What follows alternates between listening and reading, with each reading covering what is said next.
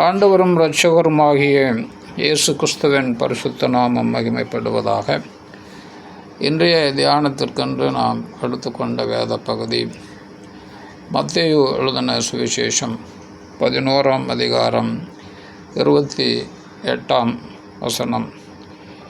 வருத்தப்பட்டு பாரம் சுமக்கிறவர்களே, நீங்கள் எல்லாரும் என்னிடத்தில் வாருங்கள், நான் உங்களுக்கு இளைப்பாறுதல் தருவேன். அல்லேலூயா. ஆண்டவராகிய இயேசு ஒரு அறைகூவல் இங்கே விடுக்கிறார். என்னவென்றால், வருத்தப்பட்டு பாரம் சுமக்கிறவர்களே, நீங்கள் எல்லாரும் என்னிடத்தில் வாருங்கள். அல்லேலூயா.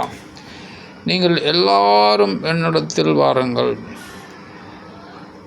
ஏன் மீண்டும் மீண்டும் சொல்லுகிறேன் என்றால், எல்லா மதத்தினரும், எல்லா இனத்தாரும், எல்லா விதமான மக்களும், ஜாதி மத பேதமின்றி நீங்கள் யாவரும் என்னிடத்தில் வாருங்கள். யாரெல்லாம்? வருத்தப்பட்டு பாரம் சுமக்கிறவர்கள் யாவரும் என்னிடத்தில் வாருங்கள், நான் உங்களுக்கு இளைப்பாறுதல் தருவேன். உங்களுடைய பாரத்தினின்று உங்களை நீக்கி, உங்களுடைய வியாதியினின்று உங்களை விடுவித்து, உங்களுடைய பிரச்சனைகளில் இருந்து உங்களை விடுவித்து, உங்கள் வியாதியின் படுக்கையை மாற்றி, இப்படி என்ன பிரச்சனையோடு நீங்கள் இருந்தாலும் அதை மாற்றி உங்களுக்கு இளைப்பாறுதலை தருவேன், சமாதானத்தை தருவேன், சந்தோஷத்தை தருவேன் என்று சொல்லி ஆண்டவர் இயேசு இங்கு உறுதியளிக்கிறார். என்ன காரணமோ, அநேகர் ஆண்டவராகிய இயேசு கிறிஸ்துவனிடத்தில் வருவதில்லை. காரணம் என்னவோ புரியவில்லை. அவர்களுக்கு இந்த வசனத்தை குறித்து அநேகர் அறிந்திருந்தாலும் ஆண்டவரிடத்தில் வருவதில்லை. அப்படியே வந்தாலும் அவர்களுடைய பாரத்தை இறக்கி ஆண்டவரிடத்தில் வைப்பதில்லை. மாறாக அவர்களே அதை சுமந்து தீர்க்க வேண்டும் என்று விரும்புகிறார்கள். அப்படி இல்லை என்பானவர்களே. நான் ஒரு கதை படித்தேன், அதை உங்களுக்கு சொல்லுகிறேன். ஒருவேளை உங்களுக்கு தெரிந்திருக்கலாம். ஒரு அம்மா ஒரு தலையில் பாரத்தை சுமந்துக்கிட்டு ஒரு வழியாக வந்து கொண்டு இருந்தார்கள்.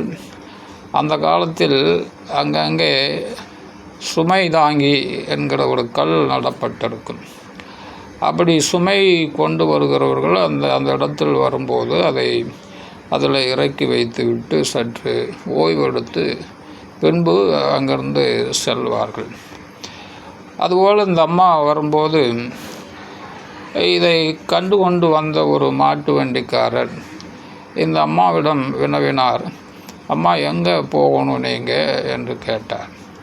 அவர்கள் இடத்திற்கு போக வேண்டும் என்று சொன்னபோது, நீங்கள் இந்த மாட்டு வண்டியில் ஏறிக்கொள்ளுங்கள், நான் உங்களை நீங்கள் அந்த இடத்துல கொண்டு போய் விடுகிறேன் என்று சொல்லி அந்த மாட்டு வண்டியில் ஏற்றிக்கொண்டார். இப்போ கொஞ்ச தூரம் போன பின்பு இவர் ஒரு முனகல் சத்தத்தை கேட்டார். இந்த மாட்டு வண்டிக்காரர் திரும்பி பார்த்தபோது இந்த அம்மா அந்த பாரத்தை தன் தலையிலே வைத்த வண்ணமாக அப்படியே இவர்கள் அந்த மாட்டு வண்டியில் பாரத்தை இறக்காமல் உட்கார்ந்திருந்தார்கள். உடனே மாட்டு வண்டிக்காரர், நான் உங்களுக்கு இடம் கொடுத்ததே உங்கள் தலையில் வைத்திருக்கிற அந்த பாரத்தில் இருந்து உங்களை விடுதலையாக்கத்தானே, நீங்கள் அதை தலையில் வைத்து கொண்டே வந்தால் எப்படி என்று சொல்லி அந்த அம்மாவை கடிந்து கொண்டார். அதன் பின்பு அந்த அம்மா அந்த பாரத்தை இறக்கி வண்டியில் வைத்தார். பின்பு அந்த அம்மா லகுவானார்கள். அன்பானவர்களே, இதுபோல தான் நிறைய பேர் தங்களுடைய பாரத்தை ஆண்டவரிடத்தில் இறக்கி வைப்பதில்லை. அவர்களே நாமவே இதை சுமந்து தீர்க்க வேண்டும் என்பது போல் அதை அவர்கள் வைத்து கொண்டு ஆண்டவரிடத்தில் வந்தாலும் அதை பற்றி அவர்கள் அதிக அக்கறை இல்லாதவர்களாக காணப்படுகிறார்கள். நான் உங்களுக்கு வேதத்தில் இருந்து ஒரு உதாரணத்தை சொல்லுகிறேன்.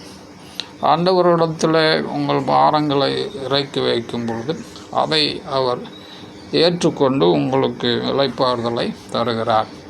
வேதத்தில் எல்கானா என்கிற ஒரு மனிதன் இருந்தான். அவனுக்கு 2 மனைவிகள். ஒருத்தி பேர் அன்னாள், இன்னொருத்தி பெண்ணினாள். இந்த பெண்ணினாளுக்கு நிறைய பிள்ளைகள் இருந்தார்கள். இந்த அன்னாளுக்கோ பிள்ளை இல்லாது இருந்தது. எனவே இந்த பெண்ணினால் அதை சொல்லி இந்த அன்னாளை அதிகமாக விசனப்படுத்துவாள், துக்கப்படுத்துவாள். இவ்விதமாக நடந்து கொண்டே வந்தது அநேக வருடங்கள். ஒவ்வொரு ஆண்டும் ஆண்டவருடைய ஆலயத்திற்கு போவது வழக்கம்.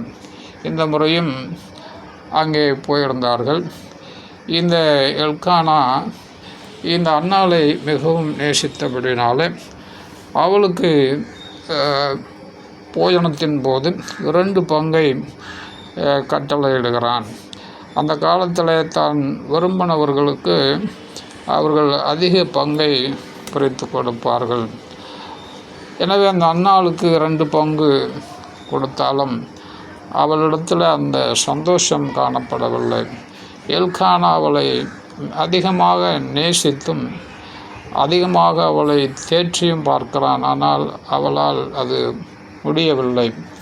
சகஜ நிலைக்கு அவளால் வர முடியவில்லை. அப்பொழுது ஆண்டவருடைய சமூகத்தில் போய் அவள் தன்னுடைய பாரத்தை சொல்லி அழுகிறாள். நீண்ட நேரம் ஆண்டவருடைய சன்னதியில் அவள் அமர்ந்து சொல்லி அழுது கொண்டிருக்கிறாள். வேத வசனம் இப்படியாய் சொல்லுகிறது, அவள் தன் இருதயத்தை ஊற்றினாள் என்று சொல்லுகிறது. என்ன அர்த்தம் என்றால், இருதயத்தில் உள்ள எல்லா கவலைகளையும் பாரங்களையும் அங்கே தேவ சன்னதியில் இறக்கி வைத்து விட்டாள். போகும்போது அங்கே அந்த சன்னதியிலிருந்து அவள் கிளம்பும்போது அவளுக்கு ஊழியக்காரனுடைய வார்த்தை வருகிறது. அந்த ஊழியக்காரன் சொல்லுகிறான், நீ சமாதானத்தோடு போ, இஸ்ரவேலின் தேவனாகிய கர்த்தரிடத்தில் நீ கேட்டுக்கொண்டபடியே அவர் உனக்கு செய்வார் என்று அந்த ஆண்டவருடைய வார்த்தையை அவளுக்கு கொடுத்து அனுப்பினான். வேதம் சொல்லுகிறது, அதன் பின்பு அவள் துக்கமுகமாய் இருக்கவில்லை, மாறாக சந்தோஷமாய் அவள் இருந்தாள். பிரியமானவர்களே, உங்கள் பாரங்களை எல்லாம் அவரிடத்தில் இறக்கி வைக்கும்போது நிச்சயமாய் அவர் எல்லா பாரத்தையும் ஏற்றுக்கொண்டு உங்களை சந்தோஷப்படுத்துவார், சந்தோஷத்தில் வைப்பார் என்பதில் கொஞ்சம் கூட சந்தேகமே இல்லை. எனவே எந்த நிலையில் நீங்கள் இருந்தாலும் உங்களுடைய பாரங்களை, கவலைகளை, துக்கங்களை, வியாதியை எல்லாவற்றையும் ஆண்டவராகிய இயேசு கிறிஸ்துவின் மீது வைத்து விடுங்கள்.